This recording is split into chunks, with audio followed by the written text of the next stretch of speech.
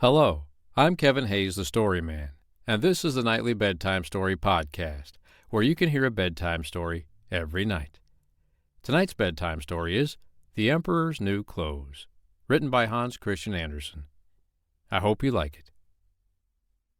The Emperor's New Clothes by Hans Christian Andersen. Many, many years ago lived an emperor who thought so much of new clothes that he spent all his money in order to obtain them. His only ambition was to be always well dressed. He did not care for his soldiers, and the theater did not amuse him. The only thing, in fact, he thought anything of was to drive out and show a new set of clothes. He had a coat for every hour of the day, and as one would say of a king, he is in his cabinet. So one could say of him, the emperor is in his dressing room.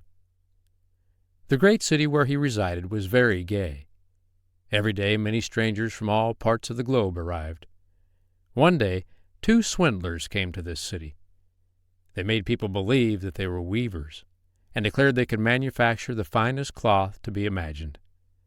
Their colors and patterns, they said, were not only exceptionally beautiful, but the clothes made of their material possessed the wonderful quality of being invisible to any man who was unfit for his office or unpardonably stupid. "That must be wonderful cloth," thought the emperor.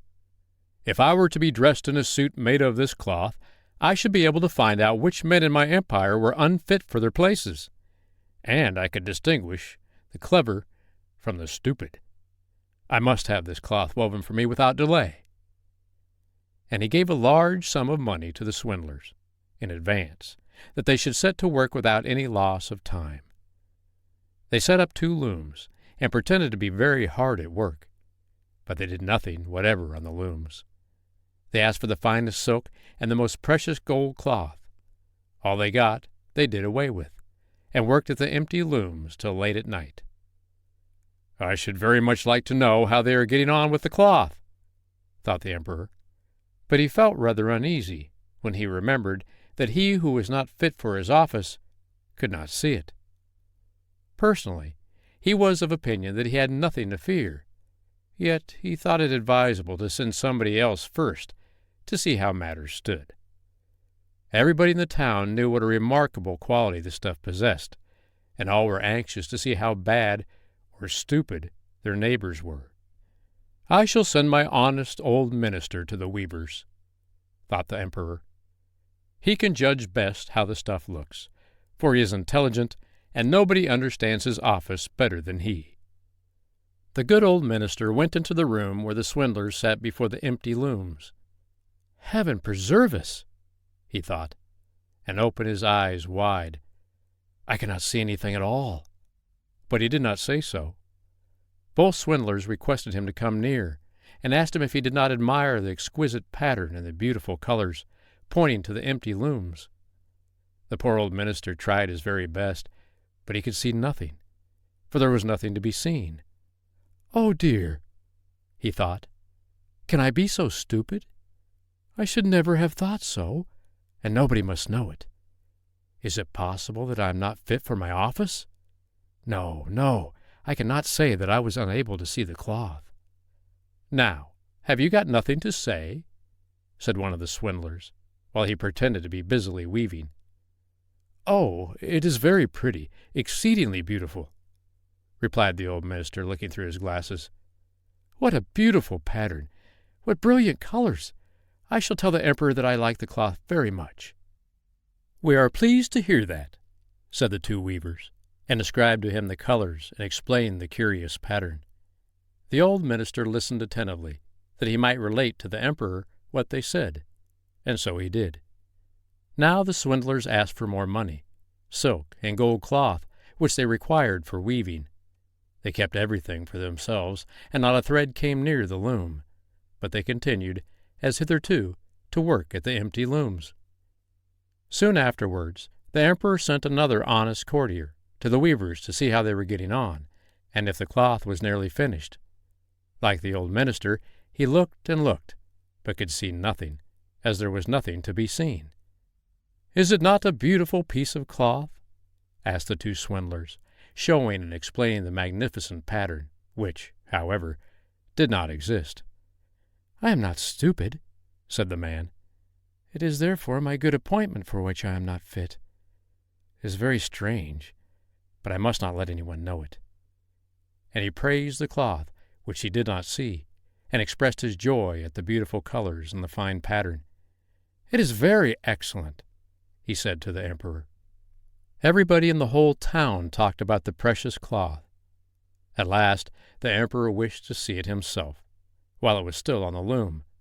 With a number of courtiers, including the two who had already been there, he went to the two clever swindlers, who now worked as hard as they could, but without using any thread. "Is it not magnificent?" said the two old statesmen who had been there before. "Your Majesty must admire the colors and the pattern." And then they pointed to the empty looms, for they imagined the others could see the cloth. "What is this?" thought the emperor. "I do not see anything at all. That is terrible. Am I stupid? Am I unfit to be emperor? That would indeed be the most dreadful thing that could happen to me. Really," he said, turning to the weavers, "your cloth has our most gracious approval." And nodding contentedly, he looked at the empty loom, for he did not like to say that he saw nothing. All his attendants who were with him looked and looked, and although they could not see anything more than the others, they said, like the emperor, "It is very beautiful." And all advised him to wear the new magnificent clothes on a great procession which was soon to take place. "It is magnificent, beautiful, excellent," one heard them say. Everybody seemed to be delighted, and the emperor appointed the two swindlers imperial court weavers. The whole night previous to the day on which the procession was to take place, the swindlers pretended to work, and burned more than 16 candles. People should see that they were busy to finish the emperor's new suit. They pretended to take the cloth from the loom, and worked about in the air with big scissors, and sewed with needles without thread, and said at last, "The emperor's new suit is ready now." The emperor and all his barons then came to the hall. The swindlers held their arms up as if they held something in their hands and said, "These are the trousers, this is the coat, and here is the cloak," and so on. They are all as light as a cobweb, and one must feel as if one had nothing at all upon the body. But that is just the beauty of them. "Indeed," said all the courtiers. But they could not see anything, for there was nothing to be seen.